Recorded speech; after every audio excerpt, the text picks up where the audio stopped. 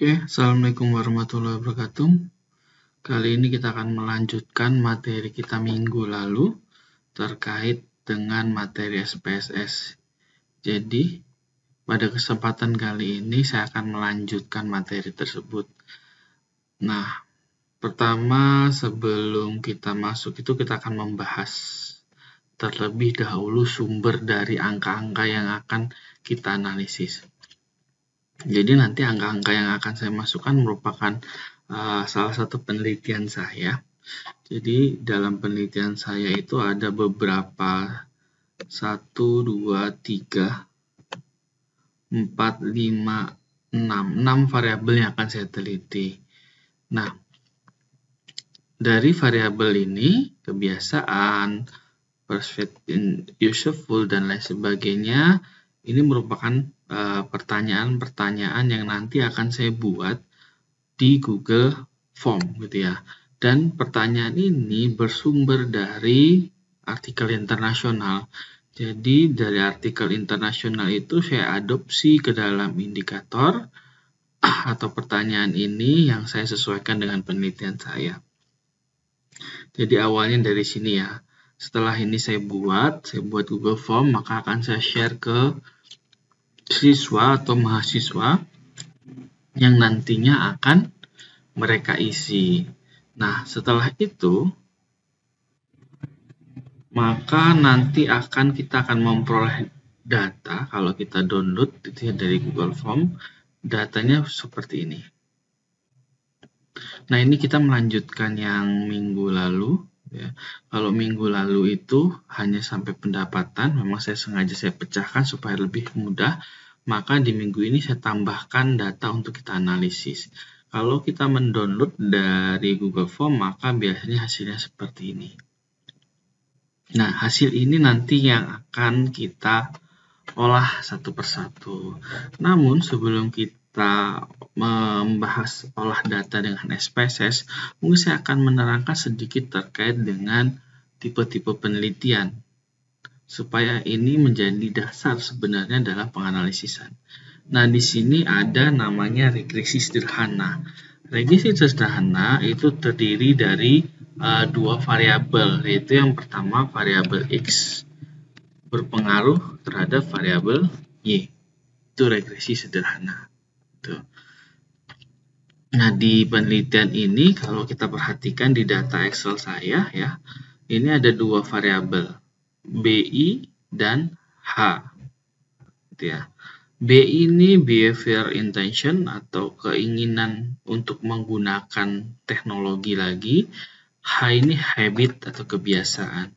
Jadi sebenarnya di dalam penulisan nanti baik di Excel maupun di SPSS boleh kita menggunakan singkatannya atau kita merubahnya dengan variabel X dan Y. Kalau tadi BI, ini berarti sama dengan BI. Ini berarti sama dengan variabel X sama dengan H, sedangkan variabel Y itu sama dengan BI. Nah, boleh juga nanti misalnya kita tidak menggunakan H maupun BI, melainkan menggunakan X atau Y, boleh seperti itu, jadi bebas. Yang penting kita bisa memaknainya. Selanjutnya ada regresi berganda. Kalau kita perhatikan hanya terdapat satu X dan satu Y. Nah, untuk regresi berganda itu beda lagi. Biasanya paling minimal itu seperti ini bentuknya.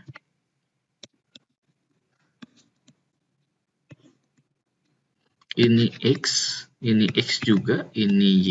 Karena X ini ada dua, maka kita tambahkan X1, X2. Terkadang ada juga variasinya bahwa dia X1 dan X2 berpengaruh terhadap Y. Nah, seperti ini. Ini regresi berganda. Ada juga path analysis. Path analysis itu semua variabel itu diuji keterkaitannya. Kalau kita perhatikan kembali ke regresi berganda, ini untuk variabel X1 dan Y itu X1 dan Y ini tidak saling keterkaitan, tidak diuji, maka dia pakai regresi berganda. Namun pada path analisis itu diuji lagi, misal seperti X1, X2 itu Y, dia berpengaruh, ini X1 berpengaruh terhadap X2, X1 berpengaruh terhadap Y, X2 terhadap Y. Nah, seperti itu path analisis. Bahkan path analisis ada juga yang lebih gambarnya lebih kompleks. Misal seperti X1, X2, ini Y, ini Z. Jadi seperti ini. Nah, dan seperti ini. Oke, kira-kira seperti itulah gambarnya. Nah, ada lagi, ini model penelitian saya yang saya tunjukkan tadi angketnya. Jadi bisa bentuk seperti ini. Kalau ini model, saya membuat model. Jadi nanti model ini akan diuji gitu. Bisa berbentuk seperti ini, bisa berbentuk seperti ini. Nah, itu sekilas untuk jenis-jenisnya. Pada kesempatan kali ini kita akan membahas yang paling sederhana, yaitu regresi berganda. Nah, untuk regresi berganda, kita kembali lagi ke datanya ya. Data yang di Excel. Nah, untuk regresi berganda, karena kita menggunakan angket, maka kita wajib menguji terlebih dahulu sebelum kita serahkan ke responden atau ke sampel. Apa yang perlu diuji? Yang diuji itu yang paling pertama adalah uji validitas dan uji reliabilitas. Apa itu uji validitas? Uji untuk mengetahui apakah pertanyaan yang sudah dibuat tadi itu valid tidak. Kalau reliable itu berkaitan dengan istilahnya gampangnya adalah persebaran jawaban yang hampir sama di setiap sampel gitu. Jadi sebelum kita membuat atau menguji ini, terlebih dahulu kita butuh adalah total dari variabel ini. Tadi H1, kalau kita kembali ke PowerPoint ya, ini H berpengaruh terhadap BI. Jadi ini kita wajib memberikan totalnya terlebih dahulu. Maka kita tambahkan deh. Oke, gampangnya kita tambahkan satu kolom. Nah, ini total.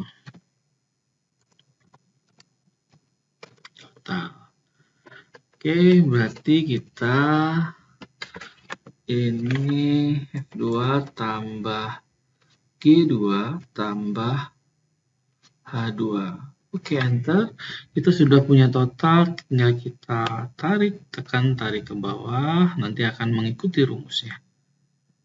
Oke, sampai segini. Oke, selesai. Selanjutnya kita juga buat untuk yang total. Nah, untuk ini kita buat total juga. Sama dengan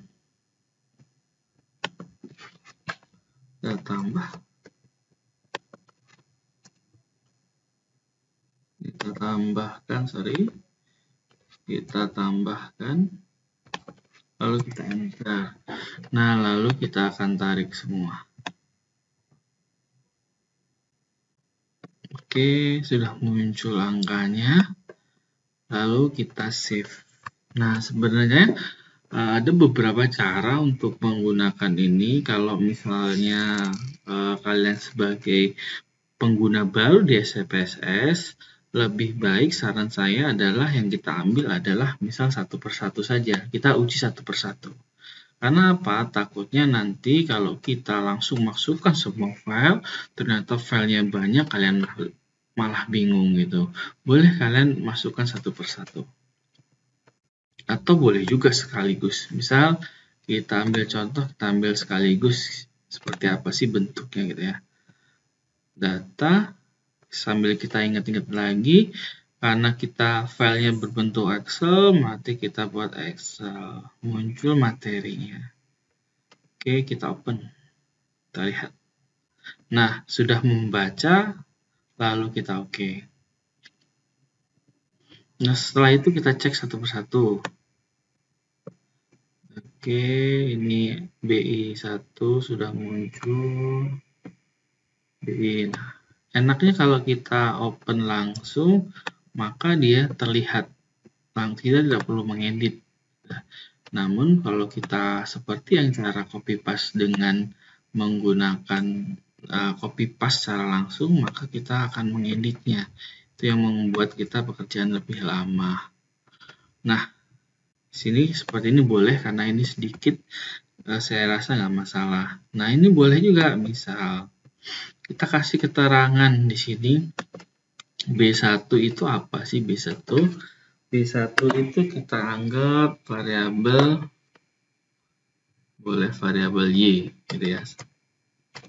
Atau mungkin langsung tulis kepanjangannya behavioral intention, boleh juga gitu.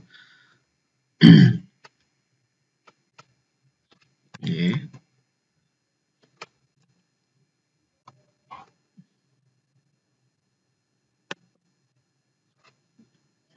Atau mungkin sebaliknya juga boleh. Kita lihat kalau seperti ini. Seperti apa? Nah, kalau minggu lalu kan kita value kita edit ya, kita isi untuk kita mendeskripsikan gitu. Nah, untuk data yang BI ini sampai H ini, kita juga bisa mendeskripsikan data. Jadi caranya sama dengan video sebelumnya. Nah, dari video itu, untuk deskripsinya kita bisa mendeskripsikan data-data yang sudah kita peroleh. Oke, kita lihat di data view-nya. Oke, langkah pertama kita wajib uji validitas. Maka yang perlu kita ketahui ada kita klik terlebih dahulu analyze. Kita cari correlate. Oke, kita cari correlate. Nah, karena kita akan menguji satu persatu ya, maka kita coba uji yang variabel link terlebih dahulu sampai total. Kita blok, kita pindah. Nah, kita pastikan di sini tercentang, kita klik option. Oke, cukup. Style kita cek, oke. Nah, kita langsung saja di sini kita okekan. Oke. Coba kita kembali lagi. Ini sudah ada hasilnya ya. Tapi pembahasannya nanti kita sekaligus mengecek untuk satunya. Nah, untuk validitas variabel H atau variabel X, kita cek lagi. Nah, untuk ini, karena ini sudah kita gunakan, maka ini kita kembalikan ke asalnya. Lalu kita pencet X, H1 sampai total, kita pindahkan. Lalu kita oke. Nah, di sini akan muncul ya. Sudah muncul hasilnya correlate. Maka apa yang kita deskripsikan, misal kita buka terlebih dahulu untuk Word-nya.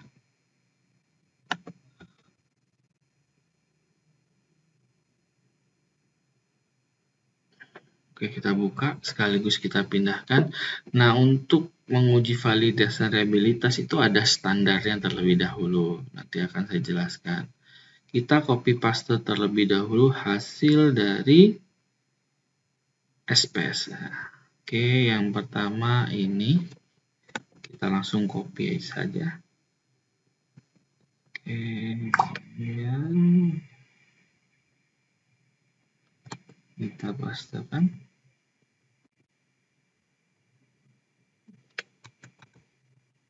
Selanjutnya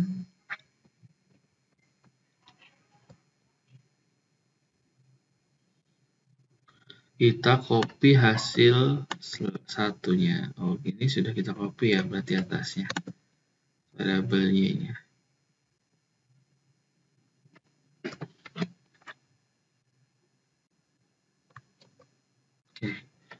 Nah, di sini sudah kita copy paste. Nah, ini yang akan atau kita akan deskripsikan.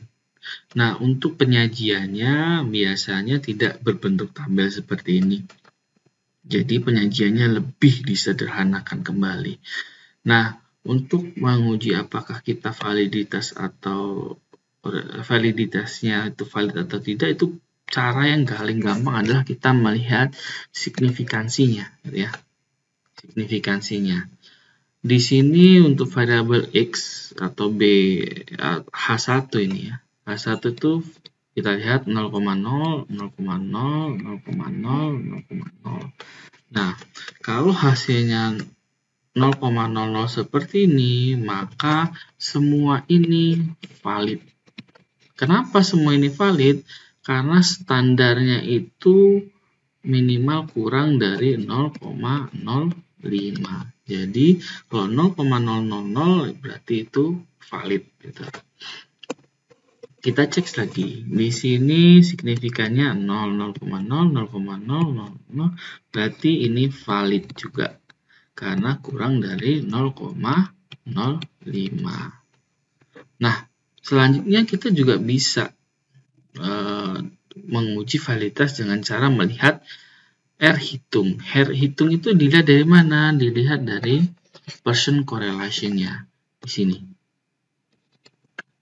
Nah, dasar untuk mencari kalau kita berpatokan dengan Pearson korelasinya atau R hitungnya, maka kita harus membandingkan dengan R tabel. Bagaimana cara mencari R tabel? Yang pertama kita harus tahu jumlahnya berapa. Jumlahnya ini sampelnya kita lihat bahwa itu 94. Maka kita bisa melihat tabelnya untuk jumlah sampel 94 itu berapa nilainya. Kita coba lihat.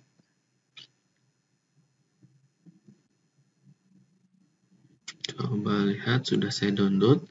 Untuk sampel 94. Nah, 94 ada di 2 ya. Ada di 2. Rata-rata di 0,207 atau 0,202. Karena dia lebih mendekati 95, maka yang saya pakai adalah 0,202. Nah, kalau kalian lihat di sini ada taraf signifikannya yaitu 5% dan 1%. Gitu.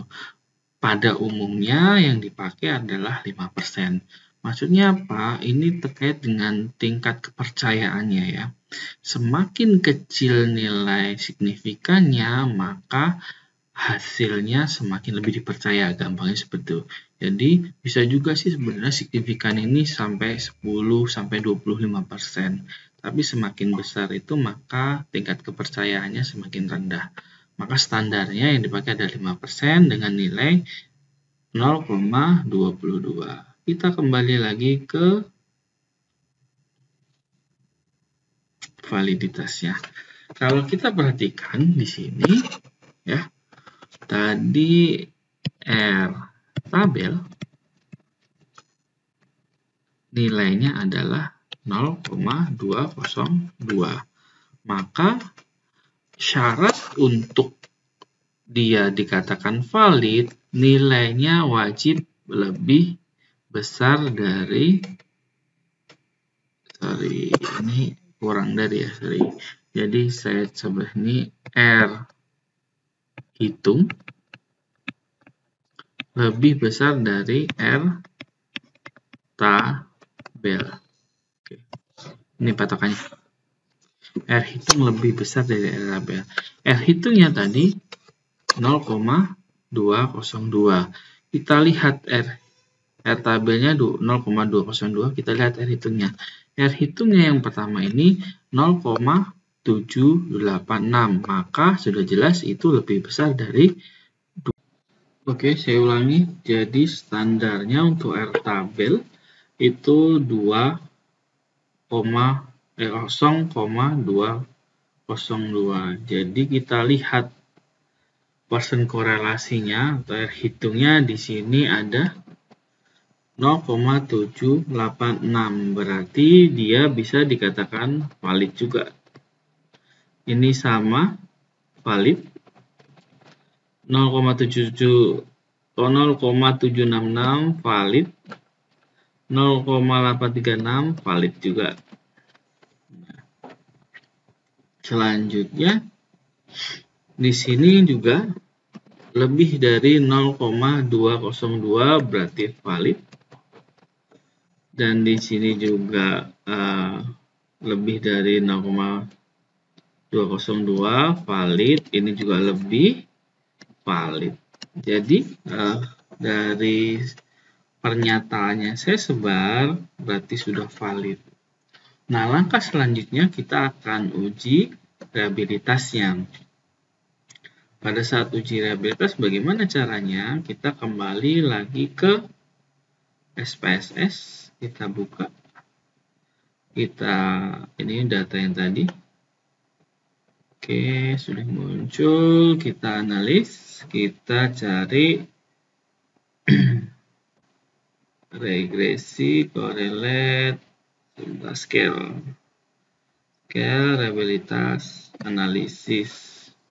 Maka di sini kita tinggal memindahkan sesuai dengan apa yang akan kita uji reliabilitasnya.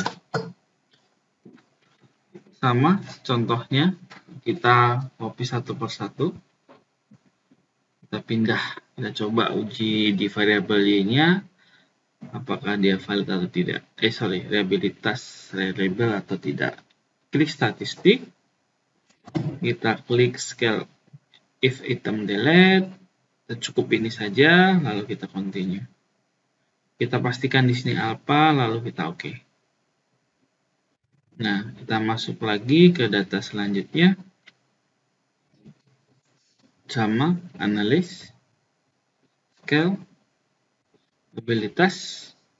Nah, ini kita kembalikan lagi ke asalnya.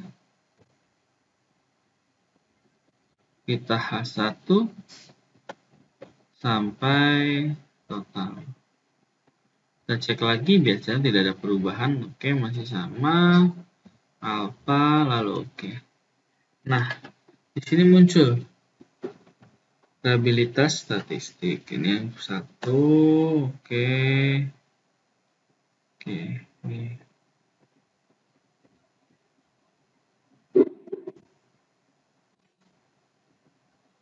Oke, bisa kita copy-kan. Nah, kita copy. Ini punya si Y. Atau bisa kita copy langsung begini ya. Kita copy dua-duanya. Kita pastekan. Kita kasih lembar yang baru. Kita paste. Nah, di sini untuk ini adalah variabel Y, ini adalah variabel X. Kalau diperhatikan dari angka korban alfanya 18 yang variabel Y 0,830, variabel X 0,18. Nah, standarnya itu adalah 0,6. Apabila nilai dari reliabilitas itu lebih dari 0,6, maka dia disebut reliable. Nah, di sini sudah oke. Maka selanjutnya apa? Berarti angket kita atau kuesioner kita sudah valid dan sudah reliable. Artinya boleh disebar ke dalam atau ke seluruh sampel penelitian kita. Oke, cukup sekian. Saya akhiri. Wassalamualaikum warahmatullahi wabarakatuh.